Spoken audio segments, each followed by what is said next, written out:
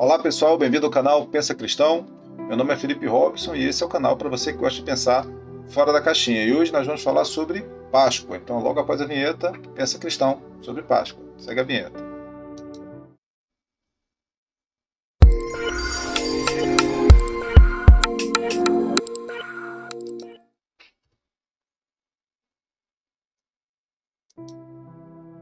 Isso aí, pessoal.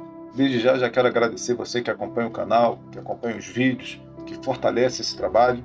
Sabe que há uma gratidão enorme da minha parte para você aí que me ajuda com esse trabalho, que tem uma série de dificuldades, mas na medida do possível estamos trazendo conteúdos interessantes para você que é cristão, para você que não é cristão também, mas que gosta de pensar sobre o assunto, tá? E apesar do canal ter esse nome, né, Pensa Cristão, você que de qualquer outra religião, professando qualquer outra fé ou professando fé nenhuma, não crê em nada, sabe que você também aqui é muito bem-vindo. Todos os assuntos aqui são abordados com todo respeito, né, em consideração ao seu posicionamento de fé e de pensamento. Então, já aproveita, se inscreve no canal, ativa o sininho para você ficar aí sempre a par dos novos vídeos, tá? Os vídeos eles têm um espaçamento maior, porque eu tenho que atender minha agenda profissional.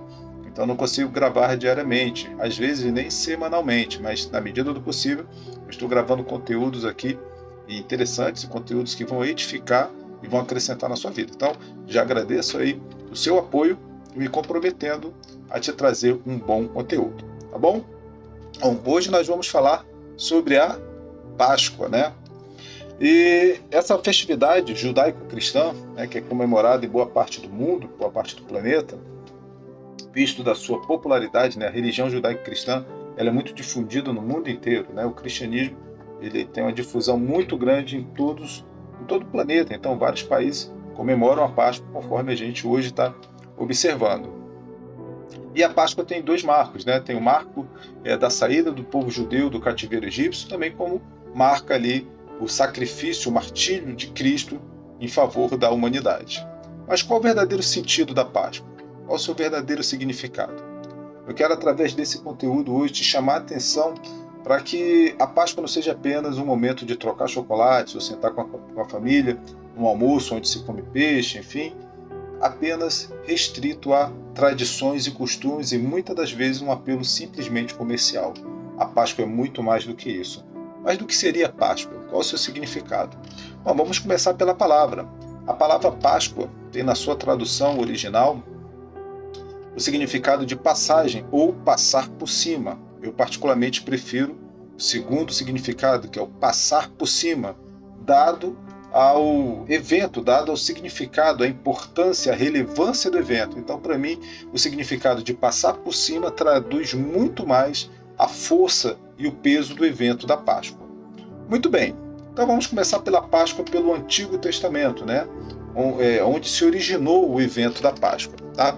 Como já foi dito, esse evento marca a saída do povo egípcio, do cativeiro, do povo judeu, do cativeiro egípcio, ali onde eles vão se tornar livres. Mas o que foi necessário para que esse evento acontecesse? Ou seja, desse povo então cativo, escravo, caminhando, se libertando desse cativeiro, desse domínio egípcio, do Império Egípcio, e indo de encontro a uma terra que seria sua. O que foi necessário para que esse evento de grande peso, inclusive histórico, pudesse acontecer? Então nós vamos ver alguns fatores. O primeiro fator que possibilitou esse evento acontecer foi reconhecer Deus, ou seja, reconhecer que se precisava de Deus. Nós vamos ler, e eu gostaria que você me acompanhasse com a Bíblia. Hoje a Bíblia está inclusive disponível gratuitamente em diversos aplicativos aí no Android, no iOS também, então é fácil hoje ter a Bíblia na palma da sua mão. E a gente lê tanta coisa inútil, né? Tanto vídeo inútil aí, por que não ter um aplicativo de uma palavra que pode restaurar, te fortalecer nos momentos mais difíceis? Então, se você não tem uma Bíblia física, baixe uma Bíblia aí, virtual, online no seu celular, nos acompanhe. De qualquer forma, eu vou estar colocando na tela o texto para que você possa acompanhar. Então, para esse evento da Páscoa acontecer, houve a necessidade de algumas características, de alguns critérios, de algumas relevâncias para que esse evento de fato acontecesse. O primeiro elemento para que a Páscoa fosse possível era que aquele povo escravizado, cativo, reconhecesse a Deus. Vamos abrir nossas Bíblias aí no livro de Êxodo, no capítulo 3 e no versículo 7. Tá? Êxodo, capítulo 3, versículo 7. Eu vou colocar aí na tela para que você possa ler também. Que fala assim: E disse o Senhor: Tenho visto atentamente a aflição do meu povo, que está no Egito, e tenho ouvido o seu clamor por causa dos seus exatores, ou seja, dos seus opressores, porque conheci as suas dores. Então, o primeiro ponto que eu quero te chamar a atenção, se hoje você comemora a Páscoa, que a origem da Páscoa é essa saída desse povo cativo, do povo judeu, dessa situação de escravidão, para que isso acontecesse, a primeira coisa que se fez necessário foi que o povo reconhecesse que precisava de Deus. Você acha que Deus ele não enxerga todas as aflições de todas as pessoas no mundo? A gente tem dificuldade de entender como Deus ele pode saber de tudo ao mesmo tempo. Como que Deus pode atender uma oração aqui no Brasil e ao mesmo tempo atender uma oração lá na China. Como Deus pode saber o que está acontecendo com diversas pessoas em determinada região e saber o que está acontecendo dentro do meu coração. É porque a nossa mentalidade humana não alcança a dimensão da mentalidade de Deus, da percepção de Deus. Deus percebe todas as coisas. E ora, uma vez que Deus percebe todas as coisas, por que Deus não age de imediato? Porque Deus precisa entender, não entender, mas é preciso que haja em nós o pedido de ajuda. É preciso que você declare essa necessidade de ajuda. Não que Deus não conheça ou não já saiba do seu problema, mas Deus precisa saber que você quer a ajuda dele. Quem entra de porta dentro arrombando tudo é o inimigo da nossa alma. Jesus, o Espírito Santo, Deus, é educado, ele bate a porta, ele precisa ser convidado a entrar na sua vida. Aquele povo estava escravizado, mas até então não havia nele uma comoção de clamar por Deus. E quando aquele povo chegou num dado momento de sofrimento, eles tão aflitos que lembraram de Deus. Às vezes a gente só lembra de Deus no momento de grande aflição. E naquele momento de grande aflição, eles clamaram. E pensa que Deus fez birra? Pensa que Deus falou: olha, vocês não queriam nada comigo, agora que estão precisando me clamar? Você acha que Deus virou as costas? Será que Deus ele foi orgulhoso, dizer, não queria nada comigo, agora também sofre sozinho? Não. Quando eles clamaram, Deus ouviu o seu clamor. Não importa o que você fez, clame a Deus, Deus vai te ouvir. O segundo ponto, e eu também quero falar isso, o povo só se escravizou, ficou escravo porque se esqueceu de Deus. A história original do povo de Israel, antes de se tornar escravo no Egito, foi um momento muito feliz, onde José era governador, e nós temos a história de José amplamente divulgada pelas jornais, pelas mídias aí, através de minissérie, filme, pregações. Quando José era governador e trouxe a sua parentela para morar no Egito, enquanto José era vivo, o prestígio de José garantia à sua família um tratamento especial.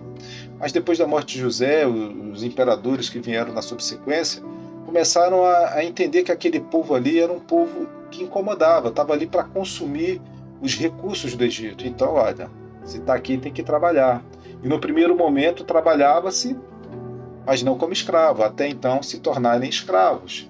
Mas no momento em que o povo judeu estava ali sob o prestígio de José, eles começaram a ver que o Egito era uma cidade muito evoluída, muito avançada, os costumes dos egípcios começaram a influenciar os costumes daquele povo, começaram a se esquecer de Deus, porque quando a gente está num momento muito bom da nossa vida, tendemos a esquecer de Deus. Quando tudo vai bem na nossa vida, tendemos a agradecer o prato de comida que nós temos na nossa mesa. É quando estamos com fome, quando passamos dias de fome, e você pega aquele primeiro prato de comida, a primeira coisa que você faz é agradecer por aquele prato de comida que você não via há dias. Geralmente só lembramos de Deus na escassez. Quando estamos em abundância, tendemos a esquecer dele. E o povo, quando se viu escravizado, clamou e Deus então lembrou do povo. Tá? Deus não se esquece da gente. Somos nós que esquecemos de Deus. O segundo elemento que proporcionou a Páscoa, ou seja, a saída do povo escravo do Egito, foi ter que confiar em uma promessa. Então o povo era escravo e clamou. Então Deus levanta Moisés para que fosse em salvação daquele povo. E diga-se de passagem, quando Deus chama Moisés, Moisés tinha 80 anos. A gente está falando do Império Egípcio, nós estamos falando da potência mundial da época. Se hoje você entende a potência mundial do mundo como os Estados Unidos, força militar, imagina que um povo preso lá nos Estados Unidos fosse levado à liberdade através de um homem de 80 anos desarmado. Você consegue compreender isso? Você consegue compreender como as ações de Deus são contrárias à nossa inteligência, ao nosso entendimento humano? O povo estava escravizado pela maior potência do mundo da época. E a salvação que Deus manda para libertar aquele povo é um homem idoso, desarmado. É interessante como a necessidade de confiar em coisas improváveis é que traduz a nossa fé. Lá no livro de Hebreus, capítulo 11, no versículo 1, vai falar assim: Ora, a fé é o firme fundamento das coisas que se esperam e a prova das coisas que não se veem. Aquele povo talvez estivesse esperando uma libertação de Deus através de um outro exército. Talvez Deus levantasse um exército para destruir o exército egípcio e então libertar o povo de Israel. Qualquer pessoa, humanamente pensando, acharia que essa seria a solução mais viável. E não mandar um homem idoso, Moisés, para salvar o povo. Mas você crê nas promessas de Deus mesmo diante de tudo aquilo que fala contra os seus sonhos? Talvez Deus tenha falado que você vai ter uma grande proeminência política, mas hoje você não é ninguém. Talvez Deus tenha falado que vai te levantar sobre algum aspecto, mas hoje você vê que humanamente você não tem recurso financeiro, você não tem influência de ninguém, você não tem aquele contexto, network, você não conhece amigos influentes, então você acha, olha, humanamente falando, é impossível, eu acho que essa promessa de Deus não é para mim. Talvez o povo de Israel, clamando por liberdade, quando chega Moisés, velho, um cajado na mão e fala, poxa, realmente a gente vai morrer escravo aqui, porque se essa é a solução de Deus, que chance nós temos de nos libertar do maior império do mundo? Talvez o que chegue na sua mão você está desprezando. Talvez Deus tenha colocado soluções sobre a sua vida diante dos seus olhos que você fala, não, eu jamais vou sair dessa situação. Se a solução que Deus tem para mim é essa, então com certeza eu não vou sair dessa situação. Esse era o pensamento das pessoas na época, quando viram Moisés. Mas a Páscoa só é possível, ou seja, passar por cima, a passagem de escravidão para a liberdade, só foi possível quando o povo começou a acreditar que era possível, mesmo diante das circunstâncias contrárias. Você só vai conseguir viver a Páscoa da sua vida quando você acreditar que é possível, mesmo diante de tanta dificuldade. Mesmo diante do impossível, você vai conseguir. O terceiro ponto era a humildade de receber a orientação de Deus. Não basta você pedir ajuda a Deus, não basta você acreditar nas promessas, você tem que estar disposto a receber a orientação que Deus vai te dar. Nós temos que entender que quem está em posição mais alta tem uma visão melhor. Você sabia? Existem até alguns programas de TV, como o Discovery Channel, ou National Geographic também, que passam aqueles programas de sobrevivência, que larga a pessoa num lugar deserto, numa selva, um negócio e tal, a pessoa tem tantos dias aí para tentar sobreviver. Pois é, você sabia que a principal, uma das atitudes mais sábias para você sobreviver é você reconhecer o território que você está. Então, qual é o recomendado? Recomendado que caso você esteja numa ilha, em qualquer local, você tem que subir no ponto mais alto daquele local. Uma montanha, uma árvore, você tem que subir o mais alto que você puder para que você possa ter a visão de todo o território, para você saber para onde vai caminhar.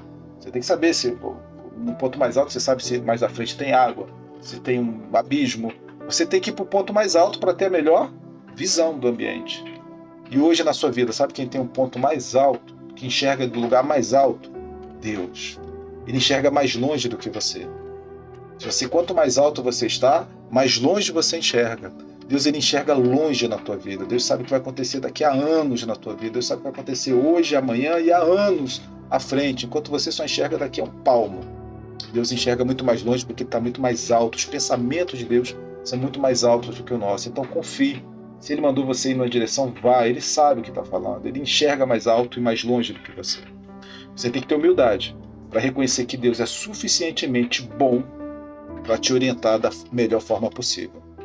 E o quarto ponto, além de você receber a orientação, e eu queria ler um texto com você que também está no livro de Êxodo, no capítulo 12, versículo 11, que fala assim: assim pois comereis. Né? a orientação de Moisés para o povo para celebrar a Páscoa. Assim, pois, comereis os vossos lombos cingidos e os vossos sapatos nos pés, e os vossos cajados na mão, e comereis apressadamente, até esta é a Páscoa do Senhor. Êxodo capítulo 12, versículo 11. Perceba os elementos de obediência. E todos eles estão direcionados a uma caminhada. Preste bem atenção. Vossos lombos cingidos. O que é lombo cingido? Lombo é a cintura, né? O texto bíblico ele traz um linguajar que na tradução de hoje fica, para quem não tem o hábito de ler a Bíblia, acaba tendo dificuldade de compreender. Os lombos significam justamente a altura da cintura. E naquela época não se tinha calça, não se tinha nada. Qual eram as vestimentas da época? Eram túnicas. Os judeus sempre, tradicionalmente, usavam túnica. A túnica é como se fosse um lençol e você tinha que amarrar essa túnica, porque senão ela atrapalhava. A túnica ela não tinha uma costura, não é como hoje, as camisas que tem esse caimento perfeito, mangas perfeitas. Não, era um pano com buraco aqui e tal. Se você não tivesse um cinto para amarrar, você teria dificuldade de caminhar, porque aquilo ali atrapalharia suas pernas e tal. Então, para você ter caminhadas mais longas, uma trajetória, você tinha que cingir os lombos, porque dava firmeza à túnica para uma grande caminhada. Então, quando você percebe que a orientação de Deus é você cingir os lombos, e aí nós vamos ver lá também no livro de Efésios, cingir com o cinto da verdade, Deus está falando para você, o início da tua caminhada quando você se apega à verdade. Tem muita gente apegada à mentira, acreditando em horóscopo. Hoje eu vou vestir só branco porque meu signo é isso, a mãe de santo falou aquilo e nada contra. Só estou falando que existe tantas tradições aí de superstição, pular 7 ondinhas, botar semente de não sei o que na carteira, botar não sei o que traz dinheiro, incenso de não sei do que traz felicidade. Isso tudo é fantasia. Sim, você tem que estar apegado. O que é o cinto? O cinto não traz para junto do teu corpo, não te apega a alguma coisa, então você tem que estar apegado à verdade. Lá no livro de Efésios, quando vai falar sobre a armadura de Deus, vai falar sobre o cinto da verdade. O outro ponto, outro elemento é vossos sapatos nos pés. Toda vez que você está em casa, mas você está relaxado em casa, descansando, você fica descalço ou com um chinelo ali, mas geralmente descalço, né? Você quando calça um sapato, quer dizer que você vai sair para algum lugar. Você está se preparando para sair para algum lugar. Então, cingir o cinto quer dizer você tomar pé, você se prepare para caminhar.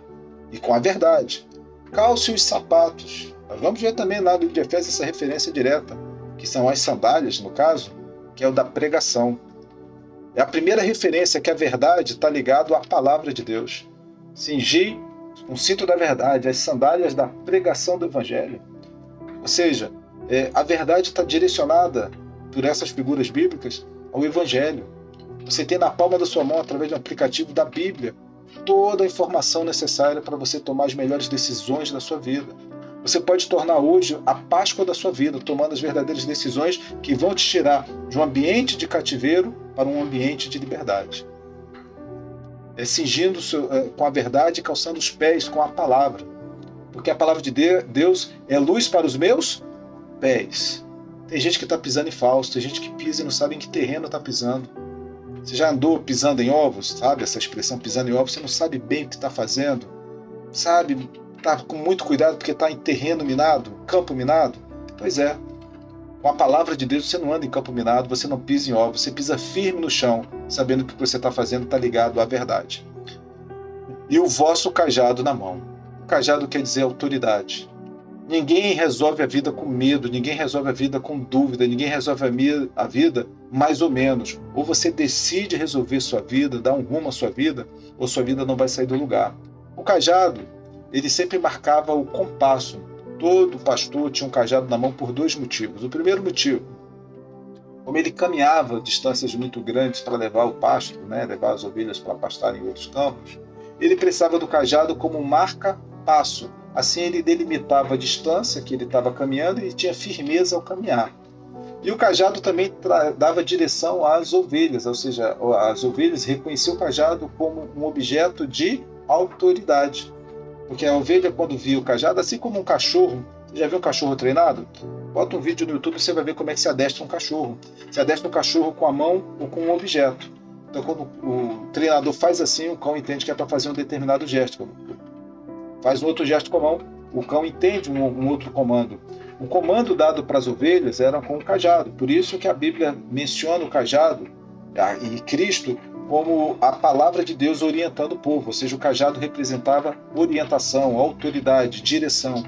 Então, primeiro, você precisa se cingir com a verdade. Se apegue com a verdade.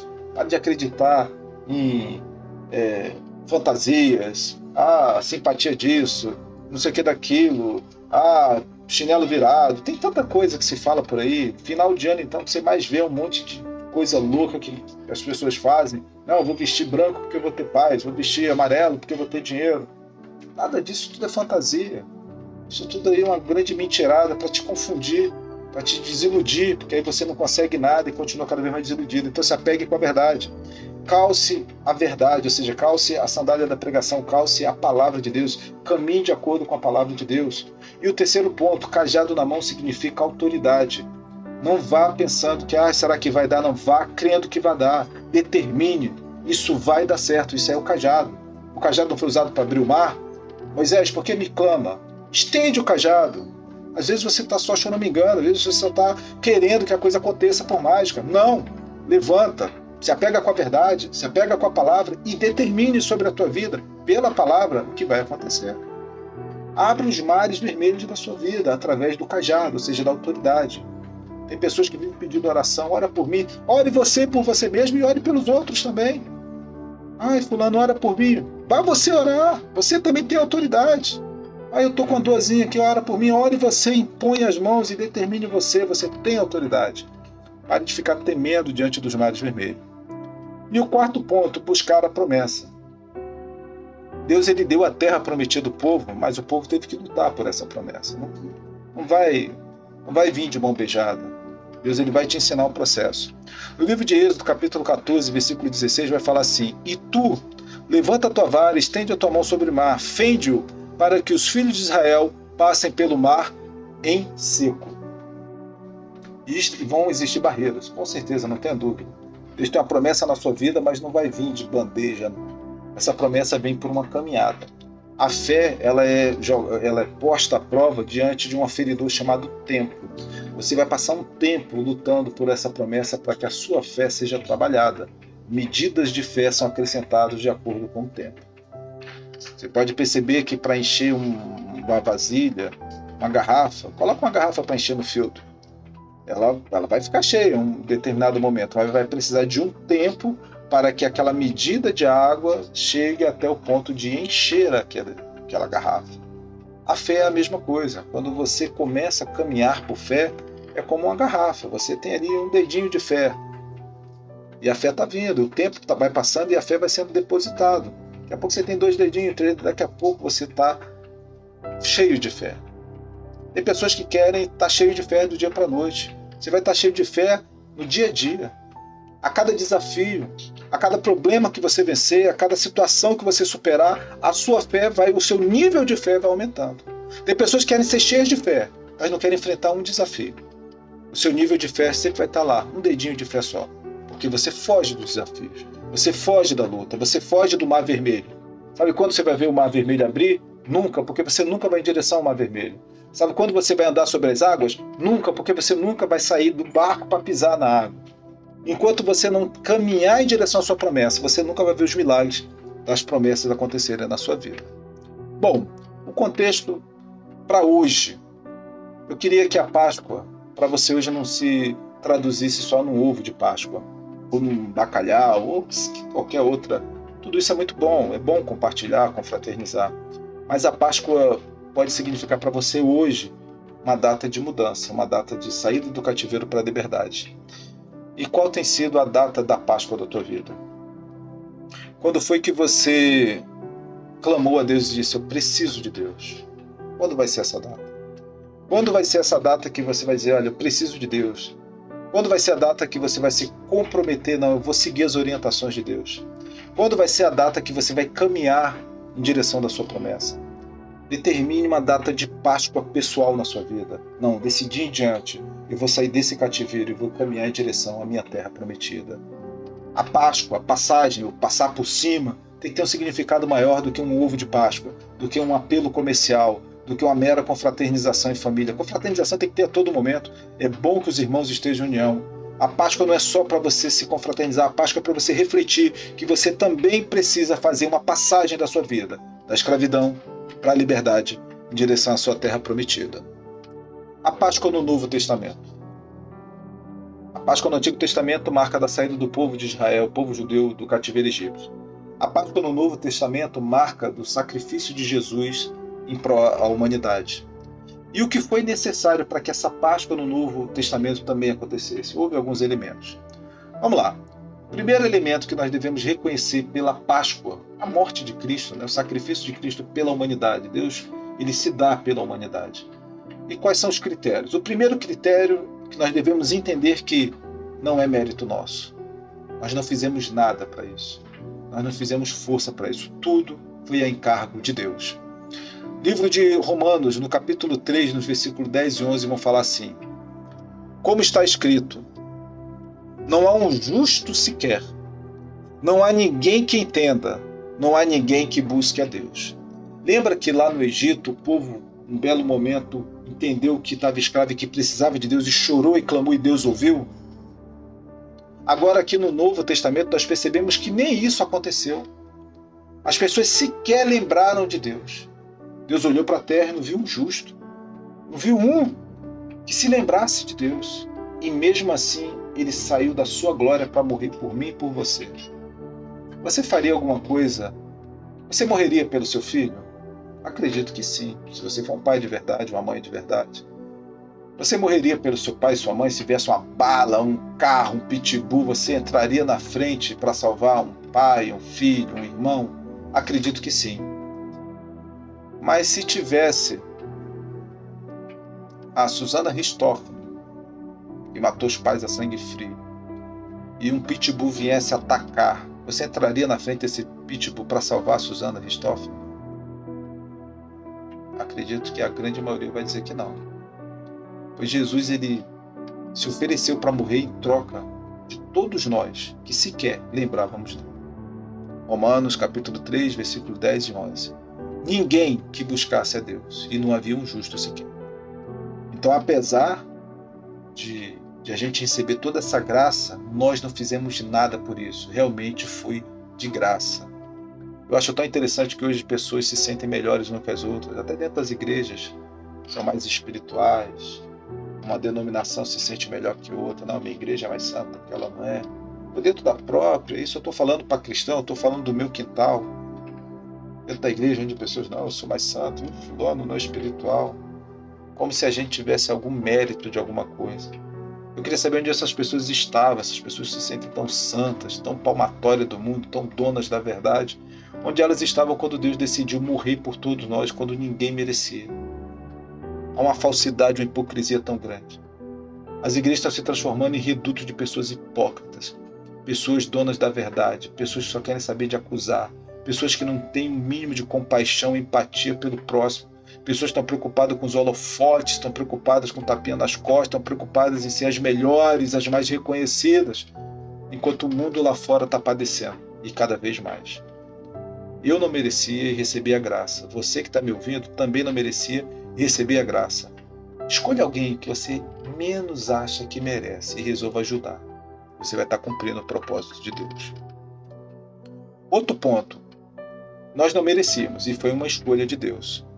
Livro de 1 João, não é o Evangelho de João, 1 João, primeira carta. Nós o amávamos, nós o amamos porque ele nos amou primeiro. Hoje eu posso declarar com toda a verdade, olhando para vocês, olhando aqui para minha esposa, para meu filho, que eu amo a Cristo de todo o meu coração. Amo, de verdade. Mas ele me amou primeiro. Sabe aquela pessoa que te ataca, que te ofende, que te acusa? Pois é. Imagina que essa pessoa te detesta. Só que você decidiu amar ela primeiro. E você demonstrou tanto amor, mesmo ela te atacando, te acusando, ela te difamando, que chega um momento que ela fica constrangida com o amor que você sente por ela, que ela passa a mudar o pensamento dela. Ela passa a entender que você ama ela. E com o tempo, aquela raiva, aquele ódio que aquela pessoa sente por você vai se transformando em admiração e amor pelo amor que você demonstra. O teu amor venceu a ira, a raiva e o rancor que aquela pessoa tinha de você. Ela ficou constrangida com seu amor. Deus também nos constrange. Eu me senti constrangido pelo amor de Cristo porque eu não merecia e Ele morreu por mim. Ele fez tudo por mim e faz tudo por mim até hoje. Então eu me sinto compelido, me sinto constrangido a amá-lo também. A questão é que a gente só quer amar quem nos ama. A gente quer andar nas panelinhas. A gente quer ser amigo de quem é nosso amiguinho. E eu vejo isso tanto nas igrejas, as panelinhas dos profetas, a panelinha dos músicos, a panelinha dos pregadores, a panelinha de não sei do que. Quando na verdade, ninguém pode fazer nada por ninguém, só Deus pode fazer tudo por nós.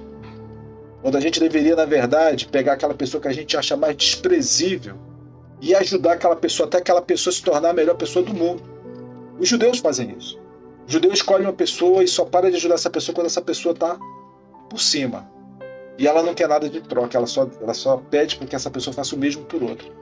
Sabe o que Deus fez pela tua vida? Te levantou do nada e te colocou de pé. Pegue alguém que hoje você acha que não é nada e ajude, seja a ferramenta de Deus para que essa pessoa também fique de pé. Nós não temos mérito e nós nem lembrávamos de Deus, nós amávamos Deus, nós esquecíamos de Deus. Deus, Ele nos amou, lembrou de nós e morreu no nosso lugar. Através de Cristo, Deus Emanuel, Deus no nosso meio. E o terceiro ponto, Ele fez tudo por nós. Filipenses, capítulo 2, versículo 7 e 8, fala assim: mas esvaziou-se de si mesmo, tomando a forma de servo, fazendo-se semelhante aos homens, e achando na forma de homem, humilhou-se a si mesmo, e sendo obediente até a morte, e morte de cruz. Você sabe o que é morte de cruz? Quem viu A Paixão de Cristo do Mel Gibson, que acho que é o filme que mais se aproxima da realidade, que nem é a total realidade, mas o que mais se aproxima das atrocidades que os romanos faziam pela morte de cruz. Aliás, as mortes, a condenação não era só de cruz, havia outro tipo de condenação, outros tipos de execução. Mas a execução de cruz era a execução mais temida. Por quê? Porque matar, você sabia que alguns campos de concentração e alguns prisioneiros militares, alguns prisioneiros de guerra, era um ato de misericórdia matar com um tiro só. Por quê? Porque se sofria menos. A morte de cruz não era uma morte humana, era uma morte desumana. Felipe, existe morte humana, execução humana? Não é que seja humana, mas é menos sofrida. Por exemplo, hoje ainda existe a pena de morte nos Estados Unidos, acho que na Califórnia, né? E como é que é feita essa execução? Através de injeção letal. O camarada recebe uma injeção, ele vai adormecendo, sem sentir dor, e depois morre. Quer dizer, apesar de ser é uma execução, entre aspas, humanizada, sem sofrimento desnecessário. A morte de cruz não. Fazia parte do processo da crucificação todo o ato de mutilação, tortura e excreção, ou seja, a pessoa era execrada, a pessoa era humilhada publicamente, torturada publicamente e, por fim, era executada publicamente, que a cruz era colocada na entrada da cidade como um aviso para qualquer pessoa que entrasse na cidade e visse: opa, se eu pisar fora do caco aqui, olha o que acontece comigo. Esse era o objetivo da morte de cruz. Então, Jesus ele veio para morrer sob a forma de morte mais terrível que tinha à época, a morte de cruz. E sabe o que eu acho interessante? Que hoje você entra em algumas igrejas, algumas denominações, e eu não vou citar aqui por uma questão ética, onde ainda se vê aquele Cristo pendurado no madeiro ali na cruz. Esse Cristo eu não conheço. Porque o Cristo que eu sirvo, ele já não está mais no madeiro, ele ressuscitou o terceiro dia, que seria hoje, domingo, né? O martírio começa na sexta e termina no domingo com a sua ressurreição pela manhã. Cristo venceu aquilo que era mais terrível, a morte. Porque de tudo, o que o homem mais teme é a morte. De tudo. Porque o final da vida é a morte. Nós caminhamos para a morte. No momento em que nós nascemos, a partir daquele instante nós caminhamos para a morte. Um dia vamos morrer. E o que o homem mais teme é justamente o final da linha, a morte. E Jesus venceu esse final da linha. Existe algo além da morte. Existe algo além da última instância de medo. Jesus venceu tudo que poderia vencer por mim e por você. Ele fez tudo. Então não fique se vangloriando pelo que você é, o que você pensa que é, o que você deixa de ser, o que você acha que tem ou que não tem. Ele já fez tudo, ele já cumpriu todo o propósito. Cabe a nós fazer uma única coisa. O que nos cabe nesse processo de Páscoa? Qual é a nossa parte nesse negócio? Marcos capítulo 16, versículo 16. Marcos 16, 16. A parte A. Mas quem crê será salvo. Sabe o que te cabe hoje? Crer. Eu sei que é mais fácil crer em tantas outras coisas, em tantas fábulas, em tantas boberices que tem por aí, tanto achismo, eu acho isso, eu acho aquilo. É fácil crer no que nos convém, no que é confortável, naquilo que nos agrada, aquilo que massageia o nosso ego. É mais fácil crer nisso. É mais fácil crer numa palavra que eu gosto. E eu fico vendo hoje pregações dentro de igrejas que são pregadores coach, né? Pregadores que são verdadeiros coaches de treinamento, né? Que arrebatam multidões. Outro dia eu estava vendo aí, também não vou citar nome por questões éticas, pregadores cobrando valores absurdos para pregar, onde Paulo, que foi o fundador da igreja primitiva, quase toda a sua totalidade baseado nas cartas e na orientação de Paulo não cobrava nada. Paulo fazia tendas para poder sobreviver do seu trabalho. Paulo recebia doações sim, mas quando a igreja poderia dar, quando não poderia dar, Paulo passava fome. Isso está escrito na palavra. Hoje eu vejo pregadores cobrando cifras enormes e fazem aquela pregação show, um verdadeiro showman, um verdadeiro espetáculo. Eu vejo profetas hoje que são os profetas de estimação das grandes celebridades, profetas que trabalham com profecias bonitas em troca de valores econômicos. Hoje eu vejo músicos preocupados com a sua retumbância, com a sua representação na mídia, sua representação sobre os outros músicos. Eu vejo hoje tanta luta, tanta corrida por coisas inúteis, quando nós deveríamos, na verdade, estar buscando a salvação, primeiro da nossa alma, porque a salvação é individual, e preocupado com a salvação do outro que está do nosso lado. Nós estamos perdidos em nós mesmos se não acordarmos para uma verdade absoluta. Deus, ele não precisa de nós, mas nós precisamos de Deus. Enquanto você ficar correndo o seu próprio mundinho, buscando todas essas coisas aqui do mundo, materiais, fama, prestígio, dinheiro, isso, aquilo, e aí você está perdendo o melhor daquilo que Deus já nos deu de graça, que é a salvação e repartir aquilo que nós recebemos, que é a sua palavra. O que nos basta nesse processo de Páscoa, de passagem, nós não temos que fazer força para nada, é crer. Se você crê que a palavra de Deus é verdadeira, se você crê que Deus é inteligente o suficiente para te orientar, que Ele é forte o suficiente para te salvar e que Ele é poderoso o suficiente para te levar até a terra prometida, o processo, a caminhada, apesar de difícil, vai ter êxito. Porque você não é só um vencedor, você é mais que vencedor. Por que nós fracassamos? A palavra Páscoa, por isso que eu falei, eu prefiro a segunda tradução, que a Páscoa quer dizer passagem ou passar por cima. Eu gosto dessa segunda tradução, passar por cima, porque é justamente o que nos impede de alcançarmos aquilo que Deus espera na nossa vida, é quando a gente não tem capacidade de passar por cima. E passar por cima de quê? Primeiro, do nosso orgulho. Nós não perdoamos e não somos perdoados por causa do nosso orgulho. Não passamos por cima do nosso orgulho. Não temos a Páscoa, né? Não passamos por cima. Nós não reconhecemos nossos erros. Sempre é erro de Deus ou erro do outro. A gente nunca é. Nós não pedimos ajuda. Não estamos dispostos a seguir suas orientações. O orgulho, não passar por cima do orgulho, impede que eu tenha a minha Páscoa, passar por cima.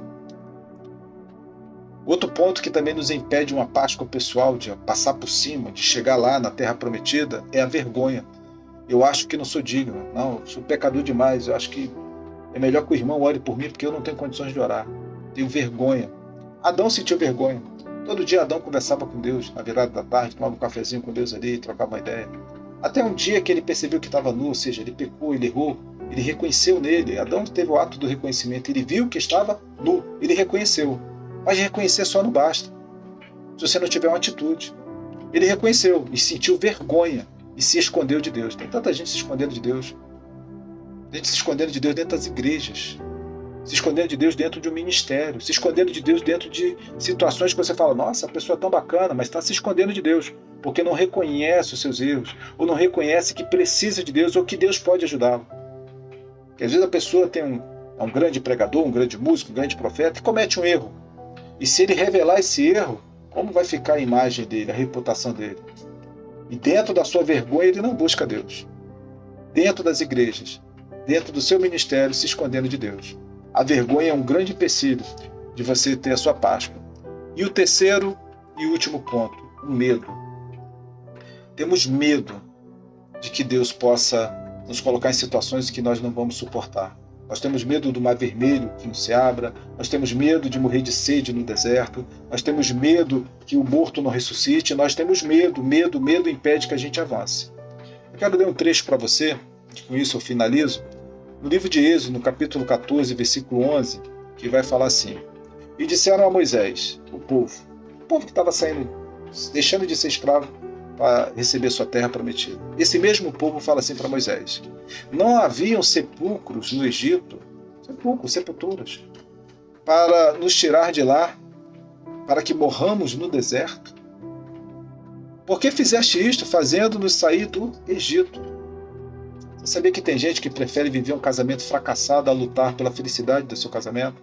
Sabia que tem gente que prefere viver uma vida medíocre, no emprego medíocre, a lutar pela sua independência financeira? Você sabia que tem gente que tem medo de lutar pela sua liberdade e prefere viver na escravidão? Como escravo, mas acomodado. O medo de seguir.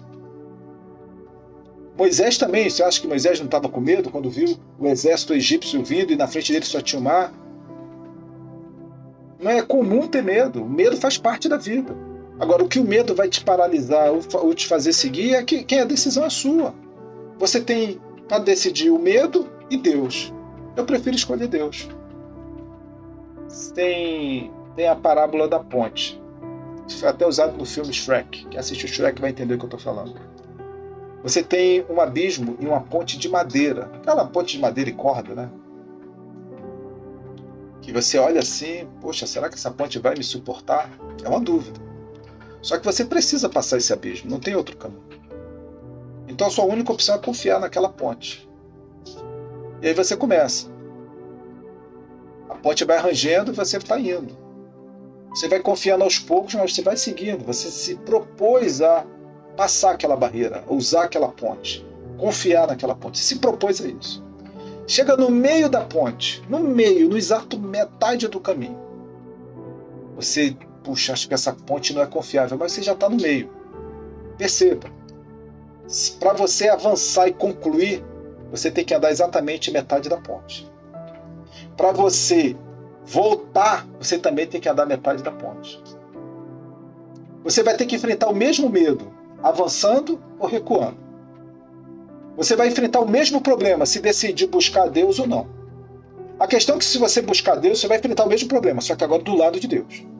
Se você decidir não se associar a Deus, você não decidir por Deus, você vai enfrentar o exato mesmo problema, só que agora sem Deus. É uma questão de inteligência. Já que eu vou ter que enfrentar o mesmo problema, vou decidir por Deus. Vou decidir confiar. Ah, mas eu não quero confiar em Deus. Sabe que você vai enfrentar exato o mesmo problema. A ponte está no meio. Se você voltar, você já está no meio. Você vai ter que passar pela ponte. Metade da ponte. Não é mais fácil você passar metade da ponte para frente do que você passar metade da ponte para voltar para onde você está? A confiança, a fé depende do que você decide sobre a sua vida. Deus, ele não falha. Quem falha é a nossa confiança em Deus. A solução Moisés deu para o povo. O povo estava perguntando se não tinha sepulcro suficiente. E Moisés fala exatamente assim: Não tem mais, estáis quietos. Isso está em Êxodo 14, versículo 13. Não tem mais, estáis quietos, fiquem calmos. Vede, olhem, o livramento do Senhor, que hoje vos fará. Porque os egípcios, o mundo, os teus problemas, o teu vício, essa desgraça, essa miséria, esse problema que não quer sair da sua vida, esse hoje nunca mais vereis. Nunca mais tornareis a ser escravos.